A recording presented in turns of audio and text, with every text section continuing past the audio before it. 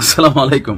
একটু আগে একটা নিউজ দিছিলাম যে জুলাই উদযাপন অনুষ্ঠানে হঠাৎ করে বেলুন দুর্ঘটনা। আসলে ওই বেলুনগুলো কি ছিল?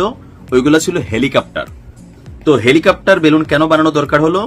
আজকের এই প্রোগ্রামে কেউ একজন উদ্যোক্তা তিনি উদ্যোগ নিয়েছিলেন যে শেখ হাসিনা হেলিকপ্টারে করে যে পালাইছেন এটার একটা প্রতীকী দৃশ্য তারা আকাশে দেখাবে। তো অনেকগুলা হেলিকপ্টার বেলুন তারা এখানে একত্রিত করছিল। তো ওইখান থেকে আসলে অগ্নিপাতের দুর্ঘটনা। শেখ হাসিনার হেলিকপ্টারে আগুন লাগাইতে গিয়া অনেকের জামা কাপড়ে আগুন লেগা 12 জন আহত। এইখানে শেষ না, শেখ হাসিনার উপর যে ঝাল একটা রাজনৈতিক দলগুলোর অথবা ধরেন এদেশের আপামর জনতারও পলিটিক্যাল পয়েন্ট অফ ভিউতে ঝালটা যাদের আছে তারা আরেকটা কর্মকাণ্ড করছে। শেখ হাসিনার প্র্যাকটিক্যালি ধাওয়া দেওয়ার কলিজা বা দুঃসাহস এই দেশের কোন ব্যক্তির আছে কিনা আমি জানি না প্র্যাকটিক্যালি, তো বাট প্রতীকী একটা ধাওয়া দেওয়া হচ্ছে শেখ হাসিনাকে। এক ভিন্ন রকম অনুষ্ঠানের আয়োজন করা হয়েছে, তবে এই সকল অনুষ্ঠান থেকে একটা বার্তা তো ক্রিয়েট হয় যে আজ যা ঘটে আগামীতে তা হয়তো আমরা 10 গুণ বেশি দেখব। দর্শক, শেখ হাসিনা এবং তার সহযোগীদেরকে ধাওয়া করার লাইভ একটা গেম শোর আয়োজন করেছে জুলাই পুনর্জাগরণ অনুষ্ঠান। আপনারা স্ক্রিনের এক অংশে সেই দৃশ্য দেখেছেন যে স্ক্রিনে শেখ হাসিনা দৌড়াচ্ছে, সেখানে পাশে দিয়ে একটা লেখা আসতেছে শেখ হাসিনা পালায় না।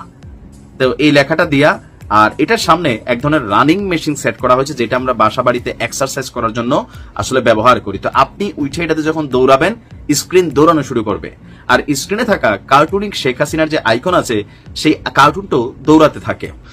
সরজমিনে দেখা গেছে যে একটি বড় এলইডি স্ক্রিনে শেখ হাসিনা পালাচ্ছেন এবং স্ক্রিনের সামনে যে ব্যায়ামের মেশিন, আমরা যেটাকে ট্রেড মেশিন বলি, ট্রেড মেশিনের মাধ্যমে পেছন থেকে ধাওয়া করছেন এই গেমে অংশগ্রহণকারীরা। এদিকে বাইরে ফেস্টুনে লাগানো হয়েছে স্বৈরাচার খুনি শেখ হাসিনা সহ তার দোসরদের শায়েস্তা করুন লাইভ গেম শোতে। তো এখানে অনেকেই অংশগ্রহণ করেছেন মজায় মজায়, তবে বাংলাদেশ বড় প্রতিহিংসা পরায়ণ দেশ, এটা কিন্তু বাস্তব। এখানে অনেকের ভিডিও ফুটেজ ছবি টবি এখানে চলে আসছে।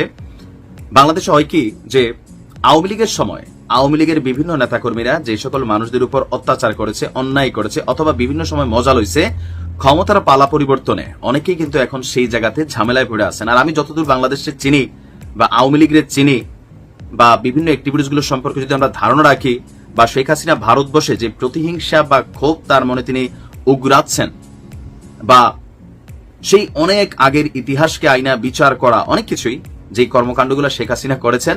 তো আজকের এই লাইভ গেম শোতে যারা আয়োজনে অংশগ্রহণ নিচ্ছেন হয়তোবা কোনো এক সময় আবার প্র্যাকটিক্যালি তাদেরকে ধাওয়া দেওয়া হইতে পারে। যারা অংশগ্রহণ করছেন হয়তো শখে শখে খুশিতে খুশিতে, আর পলিটিক্যাল পয়েন্ট অফ ভিউতে হয়তো কেউ এই কাজটা করছেন। যাই হোক, যার যার পয়েন্ট অফ ভিউতে বিষয়টা হয়তো কারোর কাছে মজার, কারোর কাছে আবার এই দৃশ্য দেখে ক্ষোভ আসছে যে প্র্যাকটিক্যালি সামনে দাঁড়ানোর ক্ষমতা নাই, লাইভ স্ক্রিনে দৌড়াচ্ছ।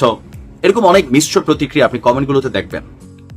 মূলধারার গণমাধ্যম, আসলে আমরা যে কাকে বিশ্বাস করব আর কোন গণমাধ্যমকে বিশ্বাস করব না, এটা নিয়ে একটা কনফ্লিক্ট দীর্ঘদিন যাবৎ চলছে। দৈনিক আমার দেশ জনাব মাহমুদুর রহমানের নেতৃত্বে পরিচালিত একটা পত্রিকা, সরকার পতনের পর এই পত্রিকাটি নতুনভাবে আবার তাদের কাজ শুরু করেছে।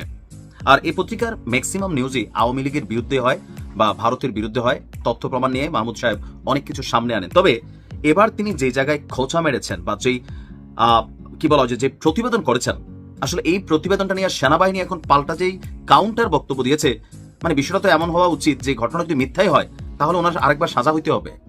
এগুলা গুরুত্বপূর্ণ একটা ইস্যু, কিন্তু বুঝছেন যে একটা পত্রিকা একটা নিউজ করলো, এত বড় একটা ইস্যু যে বিমান বাহিনীর অভ্যন্তরে রয়ের নেটওয়ার্ক, এটা কোনোভাবেই ভাবা যায় বিমান বাহিনী বাংলাদেশের একটা কত বড় সেক্টর, সারা বাংলাদেশের নিরাপত্তা সার্বভৌমত্বের একটা পার্ট যারা দেখাশোনা করেন তাদের মধ্যে রয়ের নেটওয়ার্ক যখন প্রথম মানে আমার দেশ পত্রিকায় দাবি করে, আবার এটাকে আমাদের আইএসপিআর এর পক্ষ থেকে কাউন্টার করা হয়, মানুষের মধ্যে বিভ্রান্তি তৈরি হয়ে যায় যে কারটা সত্য। ঘটনার প্রেক্ষাপট হচ্ছে বিমান বাহিনীর অভ্যন্তরে রয়ের নেটওয়ার্ক ফাঁস শীর্ষক প্রতিবেদনে বিভ্রান্তিকর তথ্য রয়েছে বলে দাবি করা হয়েছে আপনার আইএসপিআর পক্ষ থেকে। আইএসপিআর বলছে দৈনিক আমার দেশ সংবাদ মাধ্যমের পত্রিকা, ইউটিউব চ্যানেল এবং অনলাইন পোর্টালে বিমান বাহিনীর অভ্যন্তরে রয়ের নেটওয়ার্ক ফাঁস শীর্ষক একটি প্রতিবেদন প্রকাশিত হয়েছে। প্রতিবেদনটিতে দাবি করা হয়েছে যে বাংলাদেশ বিমান বাহিনীর 6 উচ্চপদস্থ কর্মকর্তা, air vice marshal M A Awal Hossain, air vice marshal Zahidul Saeed, air commando Mohammad Aminul Haque, group captain Abdul Haque Faruk, group captain Mohammad Shamim, wing commander Sayeed মোহাম্মদকে বিদেশি গোয়েন্দা সংস্থার পক্ষে বা সঙ্গে সংশ্লিষ্টতার অভিযোগে শনাক্ত করে বাধ্যতামূলক অবসরে পাঠানো হয়েছে।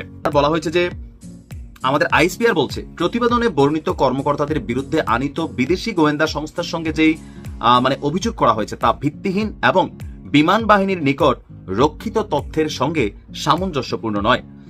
প্রতিবাদ লিপিতে আইএসপিআর বলছে প্রকৃতপক্ষে সংশ্লিষ্ট কর্মকর্তারা বাংলাদেশ বিমান বাহিনীর প্রচলিত বিধিবিধান অনুযায়ী নির্ধারিত চাকরির বয়সসীমা শেষে নিয়মতান্ত্রিক প্রক্রিয়ায় স্বাভাবিকভাবে অবসর গ্রহণ করেছেন।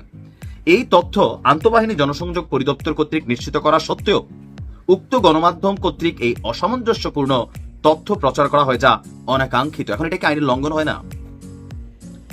আইএসপিআর যদি বা সেনাবাহিনী থেকে যদি বলা হয়ে থাকে, আইএসপিআর থেকে বা সামরিক বাহিনী থেকে, যে এই তথ্যটা পত্রিকার যে কোনো বড় একটা নিউজ করার আগে কিন্তু একটা বক্তব্য নেয় সংশ্লিষ্ট ডিপার্টমেন্টের। তো যেখানে বলা হচ্ছে যে আপনার আইএসপিআর কর্তৃক নিশ্চিত করা হয়েছিল যে তথ্যটা সঠিক না, এরপরেও আমার দেশ পত্রিকা নিউজটা করছে। একইভাবে প্রতিবেদনটিতে আরো দাবি করা হয়েছে যে ফ্লাইট লেফটেন্যান্ট রিফাত আশরাফি এবং ফ্লাইট লেফটেন্যান্ট তাহসিফ সুরি নামক 2 কর্মকর্তাকেও একই বিদেশি গোয়েন্দা সংস্থার সঙ্গে সংশ্লিষ্টতার অভিযোগে বাধ্যতামূলক অবসরে পাঠানো হয়েছে। বাস্তবে এই 2 কর্মকর্তাকেও ভিন্ন প্রেক্ষাপটে বিমান বাহিনীর প্রচলিত আইন এবং বিধিমালার আওতায় যথাযথ প্রক্রিয়ায় অবসর প্রদান করা হয়েছে, যার সঙ্গে এই বিদেশি অভিযোগের কোনো সম্পর্ক নেই। প্রতিবাদ লিপিতে বলা হয়েছে প্রতিবেদনে প্রকাশিত এই ধরনের অপপ্রচার সংশ্লিষ্ট কর্মকর্তাদের নিজ এবং পরিবারের সামাজিক মর্যাদাকে ক্ষুণ্ণ করা ছাড়াও জনমনে বিভ্রান্তি সৃষ্টি করেছে, যা জাতীয় স্থিতিশীলতা এবং ভাবমূর্তিকে প্রশ্নবিদ্ধ করেছে। এটি অত্যন্ত দুঃখজনক এবং অনভিপ্রেত।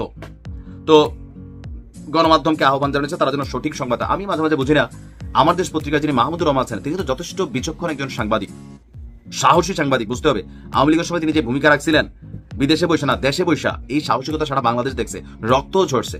এখন তিনি যখন একটা নিউজ করলেন, এরকম বিভ্রান্তিমূলক নিউজ তিনি কেন করবেন? নাকি তিনার বক্তব্য সত্য আইএসপিআর আমাদেরকে বলছে বিভ্রান্তিমূলক? বিষয়টা কিন্তু একটা কাউন্টার ইস্যু চলে আসছে। তা আমার মনে হয় যে এগুলা রাষ্ট্রীয় সার্বভৌমত্ব স্থিতিশীলতার বিষয়, কিন্তু এই দুর্বলতাগুলো দেশের স্থিতিশীলতা নিরাপত্তাকে হুমকির মুখে ঠেলে দিবে। এই ধরনের স্পর্শকাতর নিউজ করার আগে কোথাও না কোথাও আমার মনে হয় যে সকল পত্রিকা এই কাজগুলা করেন একদম নিখুঁত তথ্য উপাত্ত ডেটা ছাড়া এরকম নিউজ করার কিন্তু সুযোগ নেই। এখন আমার দেশ পত্রিকা কি একদম ফাওয়ের উপরে নিউজটা করছে? জনগণ আসলে আমরা কোন দিকে যাব? বাট আমার কাছে মনে হয় এরকম জাতীয় নিরাপত্তা ইস্যুতে কানেক্টেড যে কোনো নিউজ এগুলো হয়তো সরকারের কাছে জানানো যেতে পারে, নিরাপত্তা বিভাগগুলোকে জানাতে পারে, অন্যান্য জায়গায়। কিন্তু গণমাধ্যমে এরকম তথ্যগুলো প্রকাশিত হলে সঠিক হোক ভুল হোক একটা অডিয়েন্স তো আছে, কেউ বিশ্বাস করতেছে কেউ বিশ্বাস করতেছে, যেটা রাষ্ট্রের স্থিতিশীলতা নষ্টই করে। ভালো থাকুন, আসসালামু আলাইকুম।